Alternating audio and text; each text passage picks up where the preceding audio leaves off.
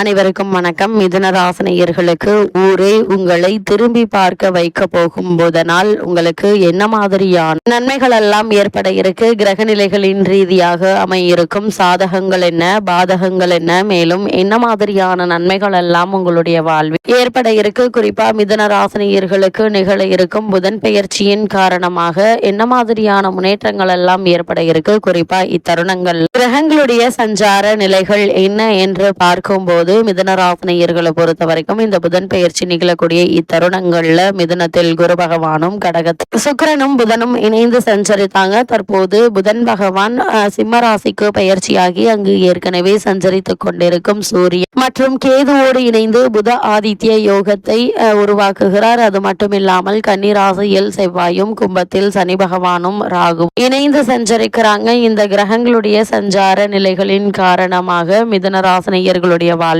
குடும்ப சூழ்நிலை ரீதியாக உத்தியோகம், தொழில், வியாபாரம், கலைத்துறை, அரசியல் துறை, மாணவ மாணவிகள், விவசாய துறையினர், பெண்மணிகள் என அனைவருக்குமே என்ன மாதிரியான நன்மைகள் எல்லாம் ஏற்பட இருக்கு என்பது குறித்தான முழுமையான பதிவு தான் இந்த வீடியோல நம்ம விரிவா பார்க்க போகிறோம். அந்த வகையில மிதுன ராசியை சேர்ந்த மிருகசுரேஷம் 3ஆம் பாதம் முதல் திருவாதிரை புனர்பூசம் 3ஆம் பாதம் வரை உள்ள நட்சத்திரக்காரர்களுக்கு என்ன மாதிரியான முன்னேற்றங்கள் எல்லாம் ஏற்பட இருக்கு என்பதை பார்க்கும் முன்னர் புதன் பகவானை பற்றி சற்று விரிவாக தெரிந்து கொள்வோம். அந்த வகை புதன் பகவானை பொறுத்த வரைக்கும் ஜோதிட சாஸ்திரத்தில் புதனை வித்தைக்காரகன், வித்யாக்காரகன் மற்றும் மாதுளக்காரகன் என்று சொல்லும் வழக்கமும் உண்டு. அது மட்டும் இல்லாமல் புதனை பொறுத்த வரைக்கும் பொன் கிடைத்தாலும் புதன் கிடைக்காது என்று சொல்வார்கள். அதாவது இந்த இடத்தில் பொன் என்பது செல்வத்திற்கான அதிபதி குருவை குறிக்கும். ஜாதகத்தில் குருவினுடைய பலம் இருப்பதை விட புதன் பலமாக இருக்க வேண்டும் என்பதையே சூட்சமமாக குறிப்பிட்டுள்ளனர். கல்வி, கலை, வித்தைகளுக்கு அதிபதி புதன் கிரகம். எந்த ஒரு விஷயத்தையும் கண்ணால் பார்த்தவுடன் அதை கையால் செய்வதற்கு புதனுடைய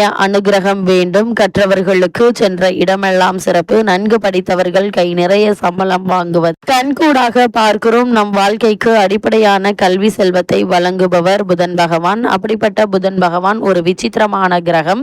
ஏனென்றால் செவ்வாயை போலவே புதனும் இரு அதிபத்திய கிரகமாகும். ஜோதிட ஆச்சரியமாக மிதுனத்தில் ஆட்சி பெறும் புதன் ஆட்சி வீடான கன்னியில் உச்சம் பெறுகிறார். மீனத்தில் நீச்சம் அடைகிறார். அறிவு, ஞானம் இரண்டிற்கும் இவர் அதிபதியாகி படிப்பறிவு, பட்டறிவு இரண்டையும் மனிதனுக்கு உணர்த்துகிறார். விஞ்ஞானம், மெஞ்ஞானம் இரண்டிற்கும் காரணமாகவும் திகழ்கிறார். இப்படிப்பட்ட புதன் பகவானை நாம் எவ்வாறு வணங்க வேண்டும் என்று பார்க்கும்போது புதன் பகவானை புதன்கிழமை என்றில்லாமல் நவகிரக புதன் பகவானை எந்த நாளில் வேண்டுமானாலும் வந்து வணங்கலாம். நவகிரகத்தை 9 முறை வலம் வந்து மனதார வேண்டிக் கொள்ளுங்கள். வேண்டியதெல்லாம் புதன் பகவான் தந்தருள்வார் என்பது ஐதீகம். அது மட்டுமில்லாமல் 6 லக்னங்களில் பிறந்தவர்களில் புதனுடைய வலு குறைந்து பலவீனமாக இருப்பவர்கள் சீர்காழிக்கு அருகில் இருக்கும் திருவெண்காடு எனும் ஊரில் கோவில் கொண்டிருக்கும் ஸ்வேதாரணீஸ்வரரை புதன்கிழமையில் சென்று வழிபட்டால் நல்ல பலன்கள் கிடைக்கும். சென்னையில் இருப்பவர்கள் போரூரிலிருந்து குன்றத்தூர் செல்லும் வழியில் இருக்கும் கோவூரில் குடிக்கொண்டிருக்கும் சுந்தரேஸ்வரரை வணங்கினால் கூடுதலான பலன்களை பெறலாம் என நம்பப்படுகிறது. அந்த வகையில் மிதுன ராசி சேர்ந்த மிருகசுரீஷம் 3ஆம் பாதம் முதல் திருவாதிரை புனர்பூசம் 3ஆம் பாதம் வரை உள்ள நட்சத்திரக்காரர்களுக்கு புதனுடைய இந்த பெயர்ச்சி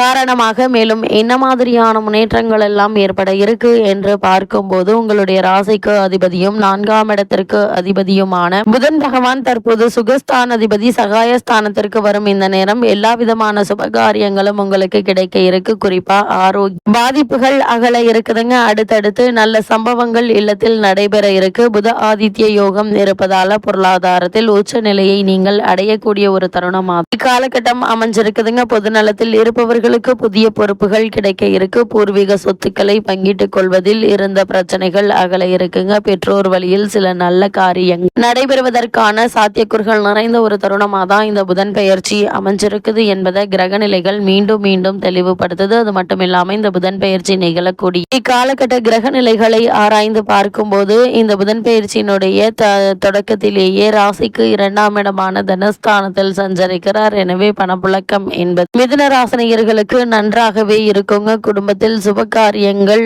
படிப்படியாக நடைபெற ஆரம்பிக்கும். கொடுத்த வாக்கை காப்பாற்றக்கூடிய ஒரு தருணமாக இக்காலகட்டம் அமைஞ்சிருக்குதுங்க. அதே போல் ராசியிலேயே குரு சுக்கிர சேர்க்கை இருப்பதால திடீரென சுப காரியங்கள் நடைபெறுவதற்கான வாய்ப்புகள் இருக்கு. இவ்வளவு நாட்களாக தடைபட்டு வந்த காரியங்கள் இப்ப துரிதமாக நடைபெற இருக்குதுங்க. சனி வக்ர இயக்கத்தில் இருப்பதாலும் அதை குரு பார்ப்பதாலும் தாமதப்பட்டு தடைப்பட்ட காரியங்கள் அனைத்துமே தடையின்றி நடைபெற இருக்கு. பயணங்கள் உங்களுக்கு பலன் தரும் விதத்தில் அமையக்கூடிய ஒரு தருணம் தான் இந்த புதன் பெயர்ச்சியா அமைஞ்சிருக்குதுங்க. அது மட்டும் இல்லாம மிதன ராசி நேயர்களை பொறுத்த வரைக்கும் ராசிநாதனான புதன் உங்களுடைய ராசிக்கு 3ஆம் இடத்தில் சூரியனோடு இணைந்து புத ஆதித்ய யோகம் பெறுகிறார். 4ஆம் இடத்திற்கு அவர் தான் அதிபதி. சுகங்கள் அதிகரிக்குங்க. எதிர்பார்த்த நல்ல செய்திகள் உங்களுக்கு கிடைப்பதற்கான வாய்ப்புகள் அதிகம் இருக்கு. நண்பர்களால் ஆதாயம் உண்டு என்பதால் நீங்கள் கவலைப்பட வேண்டிய எந்த ஒரு அவசியமும் இல்லைங்க. அது மட்டும் இல்லாம சிலர் சுய தொழில் ஆரம்பிக்கும் முயற்சியில் வெற்றி பெற இருக்கீங்க. அதற்கான வாய்ப்புகளும் உண்டு என்பதை கிரகநிலைகள் மீண்டும் மீண்டும் அறிவுறுத்துது. இந்த காலகட்டத்தை பொறுத்த வரைக்கும் எதிர்பாராத பல முன்னேற்றங்கள் உங்களுடைய வாழ்வில் ஏற்பட இருக்குதுங்க. அரசாங்க உதவி மற்றும் வேலை வாய்ப்பு உண்டு. மேலதிகாரிகளால் அங்கீகாரம் கிடைத்து மகிழ இருக்கீங்க. அது மட்டும் இல்லாம உத்தியோக விஷயத்தில் சிலருக்கு பதவி உயர்வு, பொருளாதாரத்தில் நல்ல வாய்ப்பு